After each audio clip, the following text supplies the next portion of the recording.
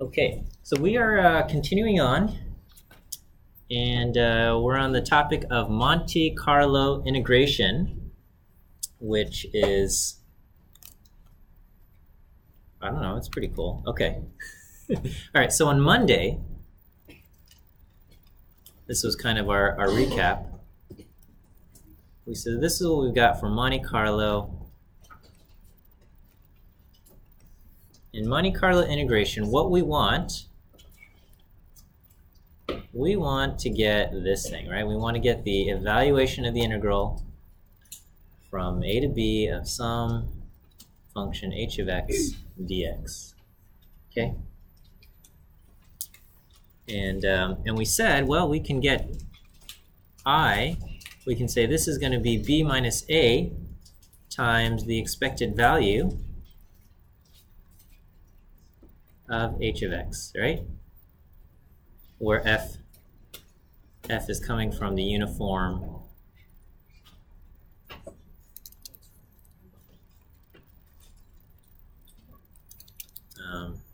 where basically x comes from f of x, which is the uniform on a to b, right? And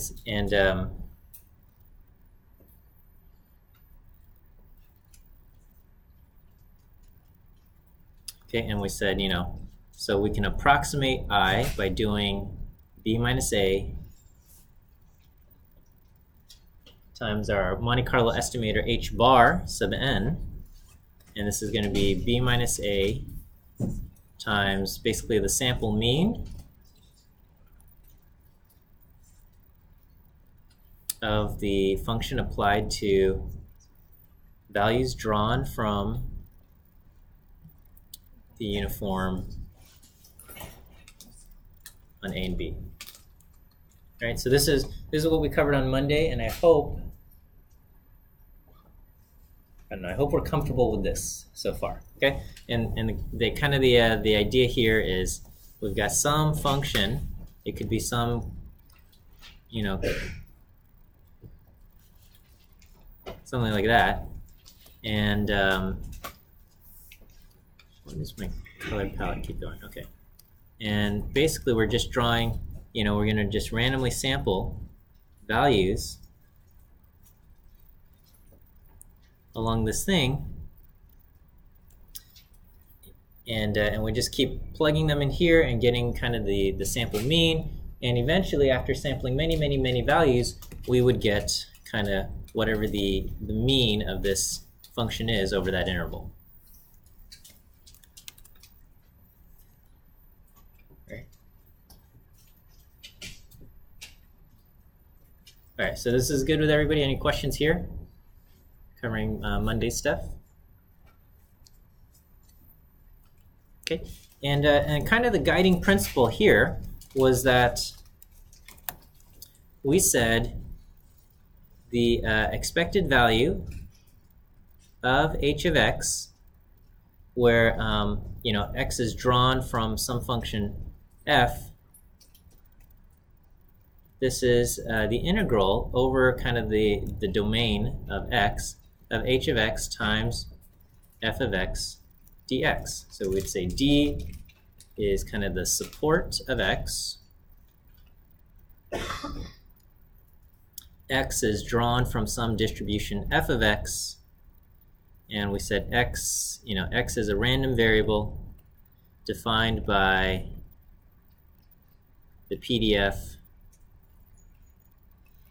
f of x, okay? And then in Monday's class, f of x was just a constant because the x was a random uniform value on some interval, right? So in Monday's class, f of x is equal to some constant because f of x is a uniform distribution.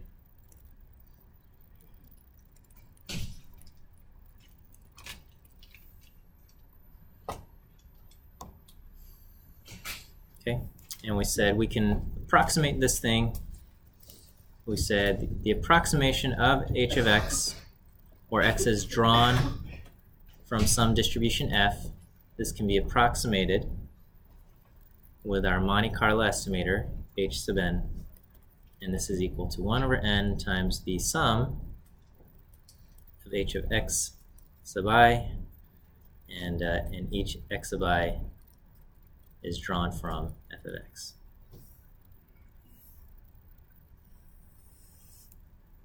Okay.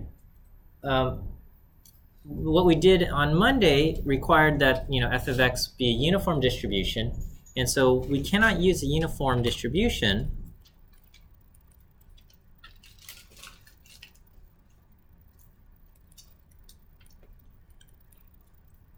if we have an open interval, right?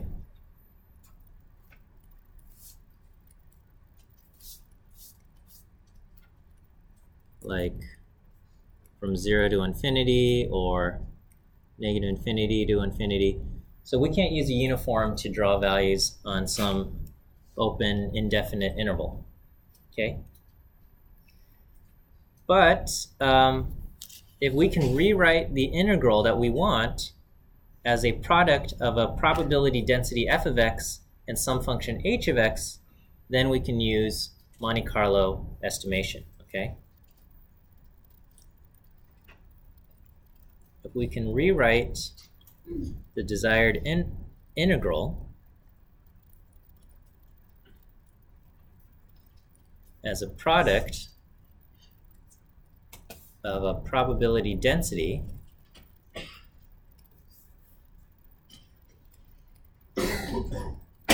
f of x and some function h of x, then we can use Monte Carlo estimation.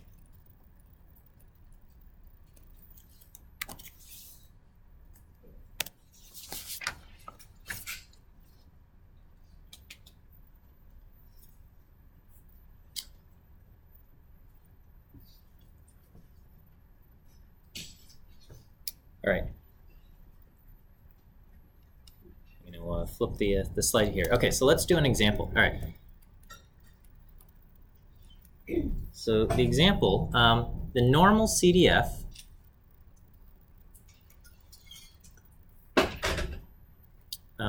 which we might call big F, capital F of x, is defined as the probability that z is less than or equal to x.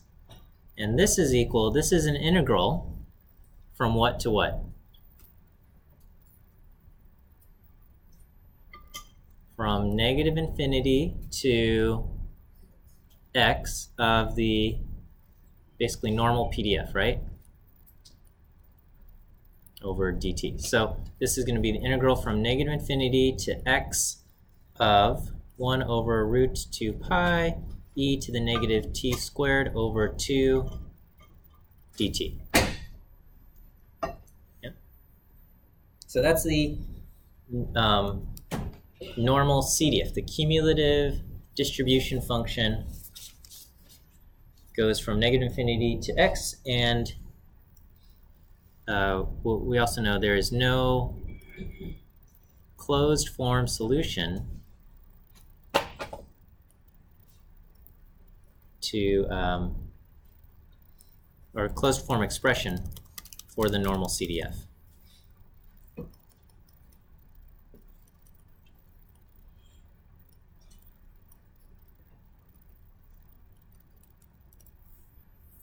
Okay, so what we're going to do is we're going to use Monte Carlo estimation.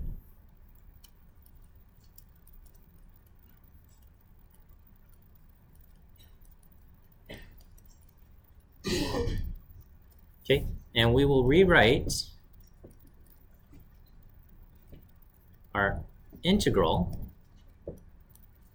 which is from negative infinity to x, 1 over root 2 pi e to the negative t squared over 2 dt, into some form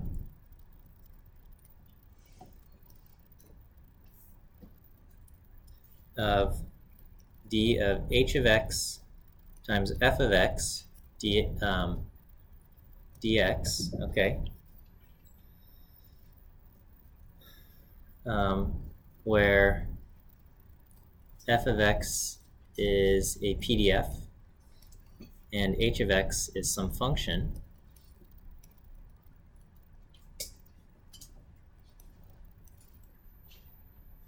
Okay, and if we can do this, then we can get we can estimate this thing with the Monte Carlo estimator h bar sub n. Okay, so if we can rewrite our integral in this form,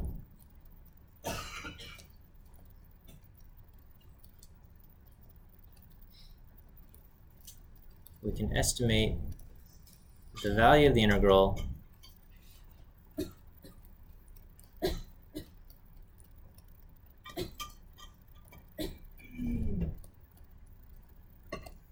with the Monte Carlo estimator h bar sub n.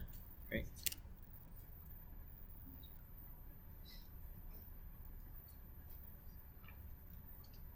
Does that make sense? Okay, so I'm gonna kind of just copy this down.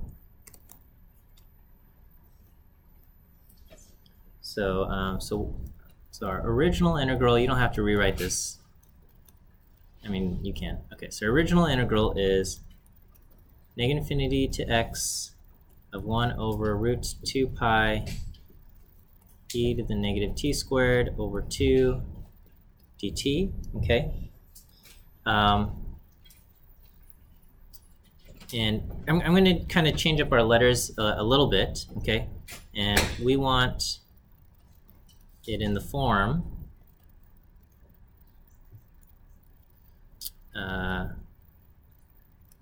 the integral of d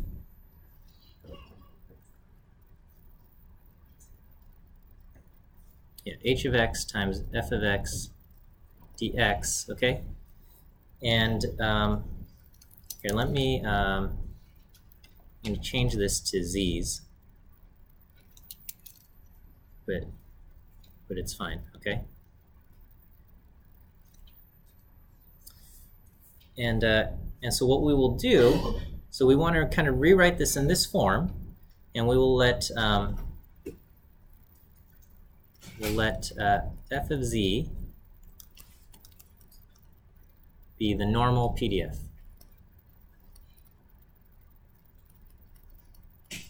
Okay, so this will be 1 over root 2 pi e to the negative z squared over 2. Okay, and so here the d is the support of z, and so for the normal distribution, d is from negative infinity to infinity, right? So this is going to become, if we try to get it in this form over the support of d, we're going to go from negative infinity to infinity of some function h of z times 1 over 2 pi e to the negative z squared over 2 dz. Okay, so right now z is coming from the standard normal 0, 1, and it has a support going from negative infinity to infinity. Is this okay? So, you know, f represents the kind of a probability distribution, and we want to get, so these are kind of in the same form, except this one goes from negative infinity to infinity, and we want to just go from negative infinity to x. Okay, so what can we do? Yes, question. Oh, we didn't.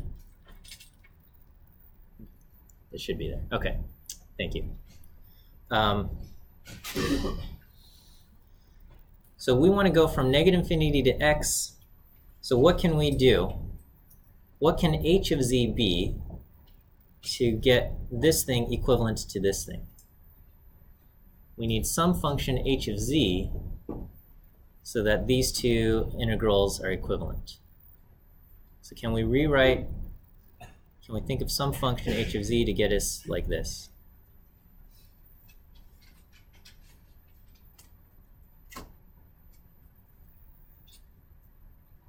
You have anything? Okay, so we will we will use an indicator function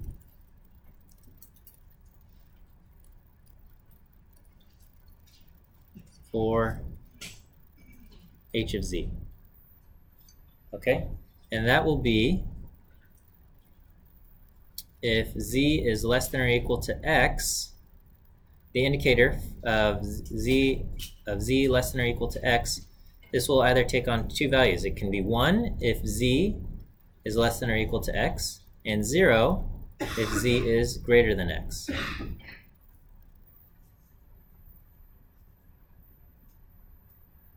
Is that okay? All right, and so so this is basically a piecewise function, and so our integral from negative infinity to infinity will be split from negative infinity to x of the this function, z less than or equal to x, times 1 over 2 pi e to the negative z squared over 2 dz, plus from x to positive infinity z less than or equal to x of this thing,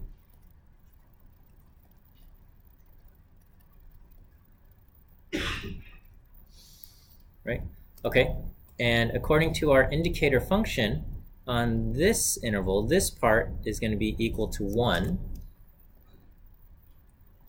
Did I mess something up? Or Is the second? no, it's still this, but on this part, this is the indicator function is 0 over here. Okay, so for negative infinity to x, this is 1, and from x to positive infinity, the indicator function takes on a value of 0. Okay, so that basically kills this integral, and we are left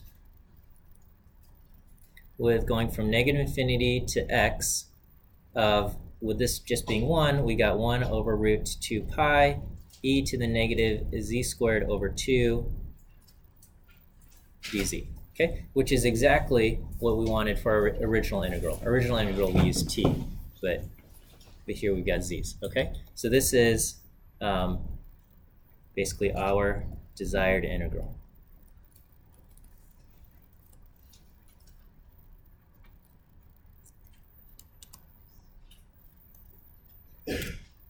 Is that okay? So again, this is what we want. We are going to rewrite it in the form of some function h times some function f, where f is a PDF. And then in order to make them equal, we have to think of what h should be. And we get h is going to be the indicator function, that z is less than x. And if we do that, then these two integrals become equivalent, and now we can approximate this using Monte Carlo estimation.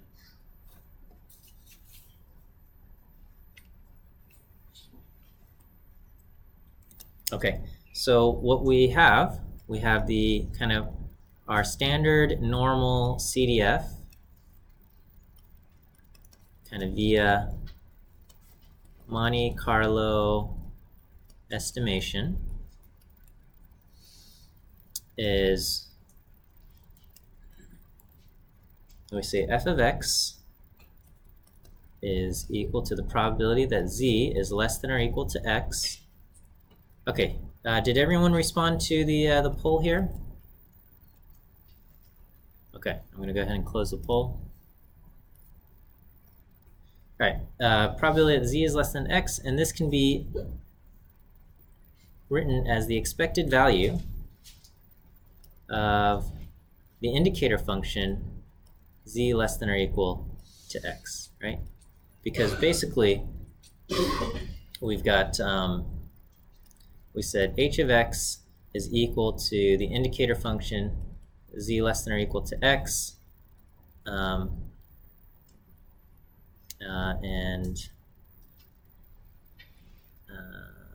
well, I guess it's h of z.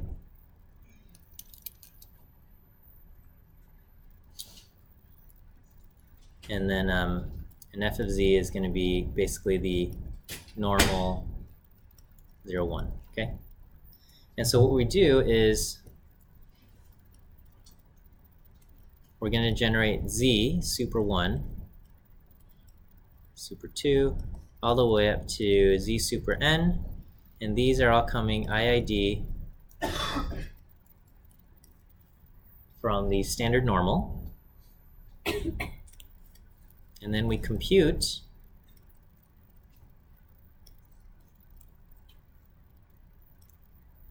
h of zi, which is either going to be 1 or 0. 1 if z is less than or equal to x, 0 if z is greater than x, and 3 is we take the sample mean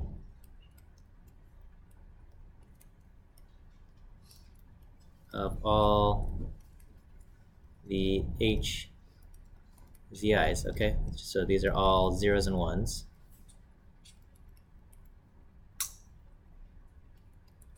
And we get our approximation of f hat is equal to h bar sub n, which is going to be 1 over n, the sample mean from I equals 1 to n of our function h of zi, which is 1 over n times I equals 1 to n of the indicator function z less than or equal to x.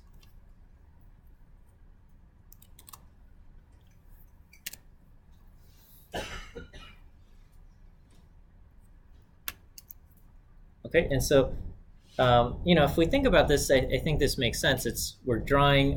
We want to know what is the cumulative probability of getting a value of, you know, what's the CDF if x is equal to 0, right?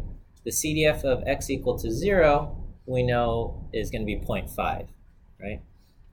And basically what that's saying is that if I draw a whole bunch of random normal values and I ask, is this greater than 0 or is this less than 0?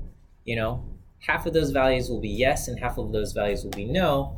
And so in the long run, if I take a whole bunch of random normal values, that proportion is going to be right around 0.5. Okay? And if we pick a different value x, if we pick like +1, okay, and we say, is this it? And we draw a whole bunch of random values from the normal distribution, get a whole bunch of z's, and we say, is this greater than 1 or less than 1? About 84.47% of those random z's will be less than 1, and so we'll get a 1 for those. About 16%, a little bit less than that, will be greater than 1, and so our proportion is going to be right around our PDF, or not PDF, our CDF for 1. Okay, so does that make sense? Okay, and so so kind of the general algorithm. So this is the Monte Carlo estimation.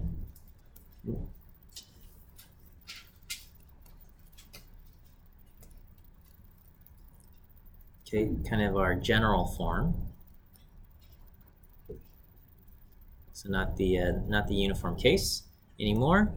Is basically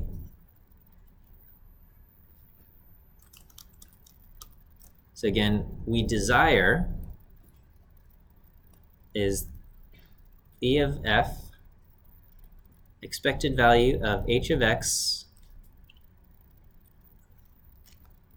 over a random variable defined by f, which is equal to h of x times f of x dx, okay? And basically we are able to sample from f directly. So we are able to sample from the distribution f of x. Okay, and so what we do is we draw x1, x2, xn, IID from f of x, whatever distribution that is. Then we compute h of x1, h of x2,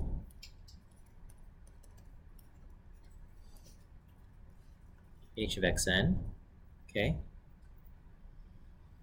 And then we estimate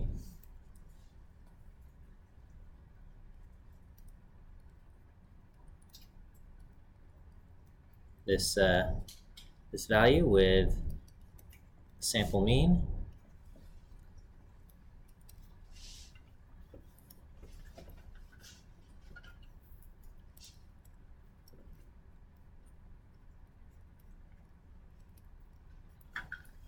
All right, so that's the general form of Monte Carlo estimation. And this is assuming you can get your integral in some form of some function multiplied by some probability density. Okay, and if you've got a closed interval, a definite, not interval, if you got a closed interval, it's very easy to come up with a uniform distribution or something, because then it's just multiplying by a constant or something like that. All right, is this okay? Any questions on this?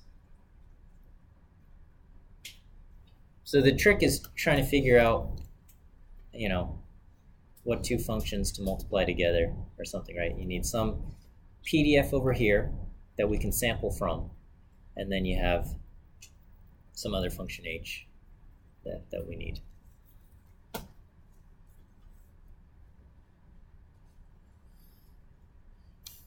Okay. We'll move on to our next topic, which is called importance sampling. And I'll probably only be able to get started here, and then we'll have to finish up on Friday. Okay, so this topic is called importance sampling, but I don't like the name importance sampling, all right? So in my opinion, not a good name.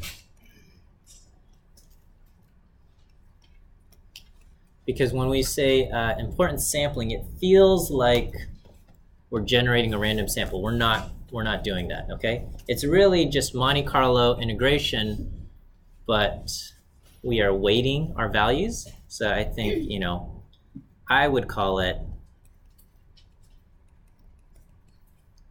weighted Monte Carlo integration or estimation. That's what I would call it. But it's called importance sampling. Okay, so recall, so we just covered this, right? So regular Monte Carlo integration looks like this. Is that the expected value of some function over some distribution is going to be equal to this.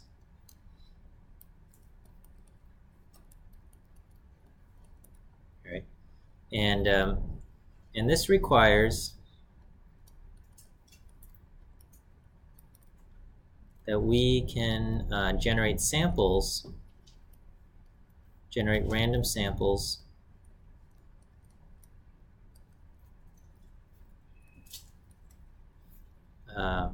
from the distribution f directly.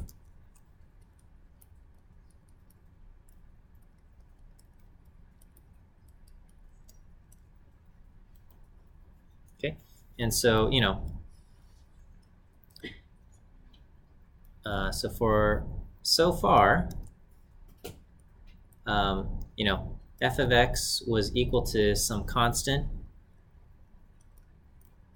1 over b minus a if f of x was a uniform distribution.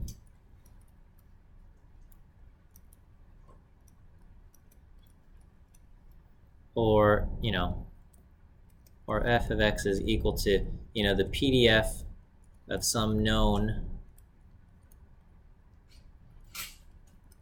random variable like the uniform distribution and like the normal distribution. So those are, the examples that we've covered so far. But then there's the question, what if we have an f of x that we are not able to sample from directly, okay? What if we have a complex f of x and we cannot sample from it directly?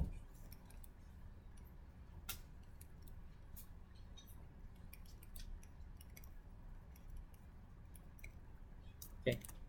Well, so technically, we've covered a bunch of methods, right? So if you have some complicated f of x, what's one way we can get samples from it?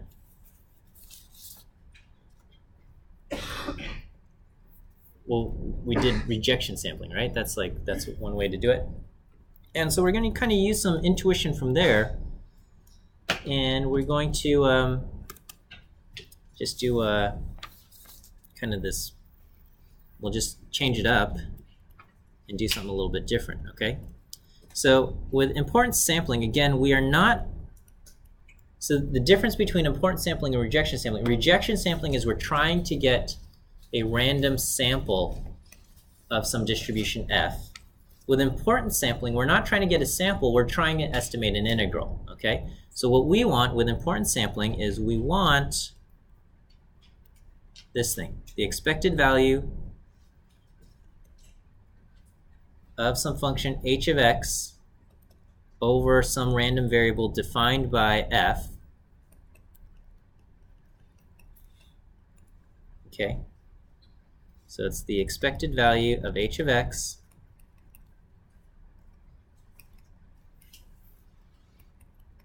where x is a random variable defined by the function f.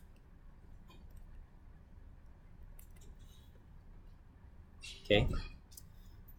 Unfortunately, we cannot sample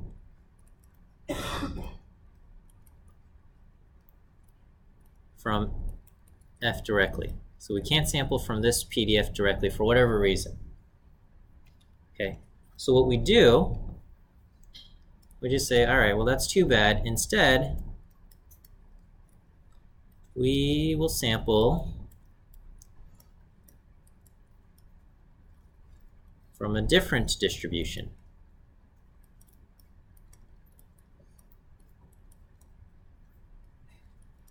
G of x, okay? So G is the PDF of some different distribution. Okay, F is a PDF that we can't sample from directly. We're going to say, all right, I'm going to sample from G instead. Okay, so G of x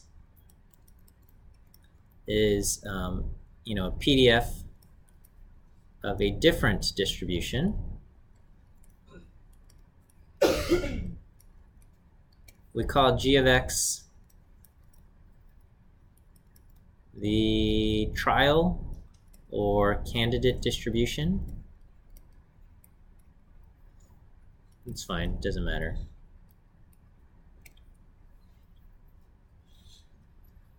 Okay, and the only requirement is that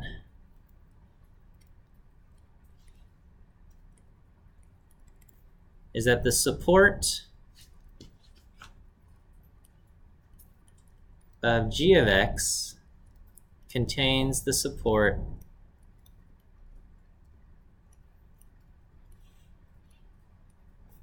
of f of x.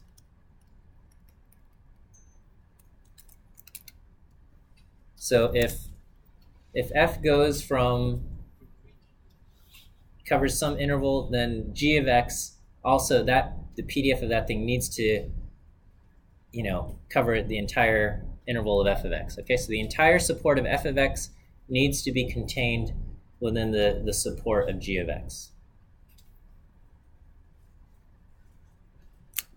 All right, is that okay? All right, so again, this is what we want. We want this thing, e of f of h of x, which is equal to the integral over basically the support of x, which is our D, our domain. And this is, what we're going to do is we've got h of x times f of x, but because now I'm drawing from g of x, I'm going to just divide by g of x and multiply by g of x, okay? So this does not affect my integral because I'm just basically multiplying by 1. G of x divided by g of x, okay? So the value of our integral is unaffected, but what we have now, so again, over here, this is in the form of a function times a PDF, right? And now I just have a more complicated function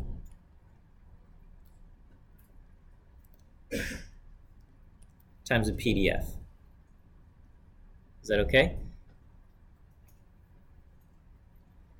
And so by recognizing that this is now a function times a PDF, we can say, well, this thing is going to be the expected value of g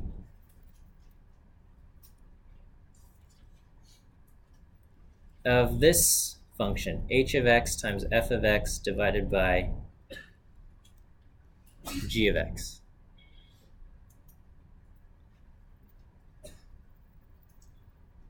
Is this okay? So we want this. We're not able to sample from f. Instead, I'm sampling from g. And so if I want to figure out what this function is going to be, I just kind of reformulate my function to be this thing.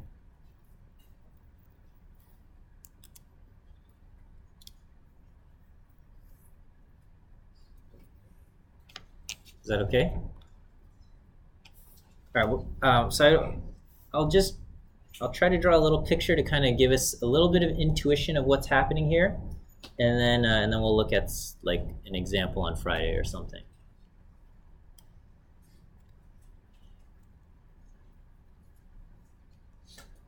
Okay. So again, what we have is this is the thing we want. We want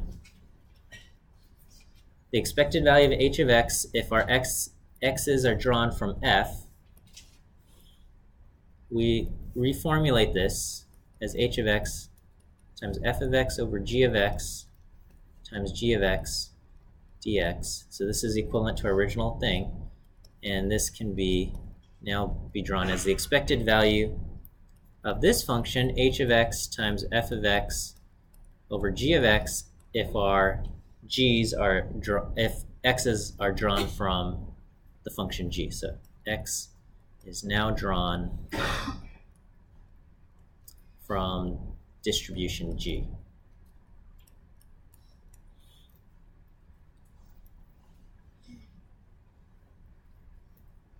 Okay, and we can think of this. So let's say I've got one PDF. So let's say our desired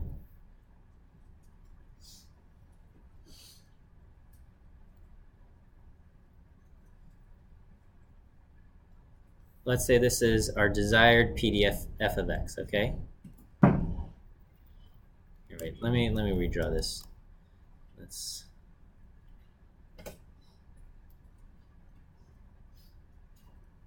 Okay, so this will be our desired PDF f of x, okay? And we're going to say we can't draw from that, and instead we've got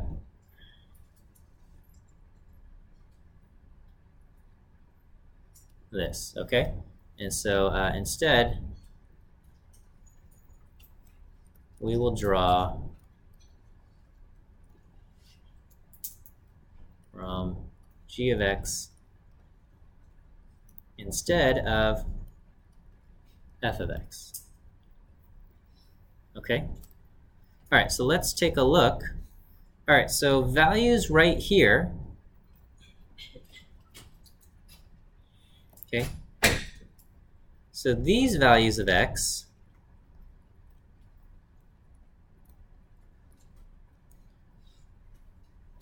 if we're drawing them from g of x, these values of x will be sampled too frequently, right? Sampled too many times from g of x, right? Because it's the PDF here of g of x is greater than the PDF of f of x. So we're going to get too many values of these x's. Okay? So, so what we do is each of these values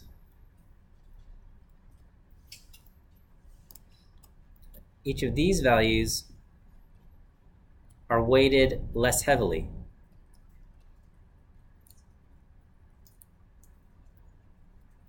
Because in this case, f of x divided by g of x is less than 1, right? The f of x is down here, g of x is up there. We are going to weight these values less frequently. Is that okay?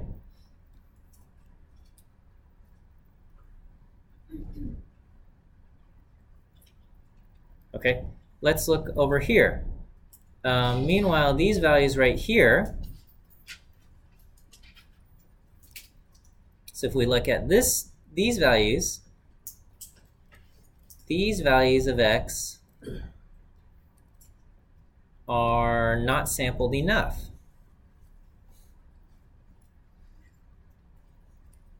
If we draw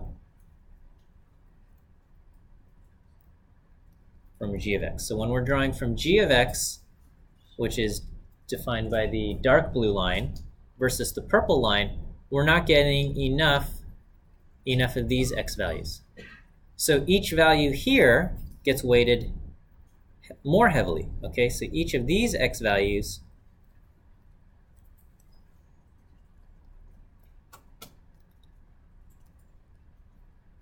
are weighted heavier, because if we look at the ratio between f of x divided by g of x, that ratio is greater than 1. So even though we're not drawing these values often enough, when we do draw them, they are given a greater importance weight. Okay, so the values are adjusted by this importance weight f of x divided by g of x. So the values we draw from g of x are given an importance weight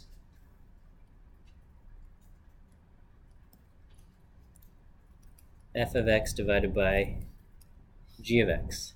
Okay, and this will correct for our sampling too much or too little.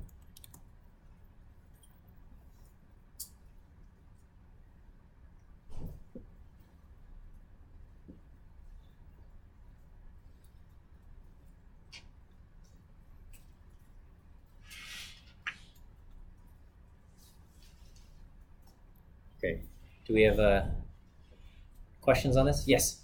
You said earlier that g of x has to contain support of f of x. Yes. Could you explain again what that meant? So if f goes from 0 to 100, then your g, if f can produce values anywhere from 0 to 100, your g also needs to be able to produce at least values in that range. It needs to cover at least 0 to 100. It can cover more than that. It can go from 0 to 200 or 0 to infinity. That's fine. But you cannot use a g that's only going to produce values from 0 to 20 or something like that. Okay? Yes. The important ways go to 0. Its values outside. Well, so basically, if we have some value, like let's say the probability that x equals 100 is non-zero, but under g of x, the probability that x is 100 is 0, then you're trying to divide by 0. That's a big problem, right? So basically, wherever f is non-zero, g also needs to be non-zero. That's what it means to contain the entire support. So yeah, so wherever f is non-zero, g also needs to be non-zero.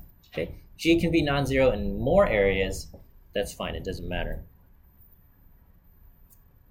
Okay, this looks kind of similar to rejection sampling, but it's a little different. In rejection sampling, you are trying to get values of x that represent an actual random sample drawn from f. Okay, and so in this, let's say in this region here of x, this red line, with rejection sampling, you're going to draw values of x kind of twice as often as you need, and so you have to reject about half of those values. Okay, with importance sampling, we don't actually throw those away. We say, I'm getting values from this region twice as often as I want, but rather than throwing them away, I'm going to say, you know what? I'm only going to weigh these to be half as much. Okay, and because here we're just trying to estimate an integral, we're not trying to get an actual random sample. All right, it's all right. Okay, we'll end here, and then we'll cover. See you guys on Friday. On Friday, I'll talk about the upcoming midterm exam, and then we'll do some more of this stuff here. Okay.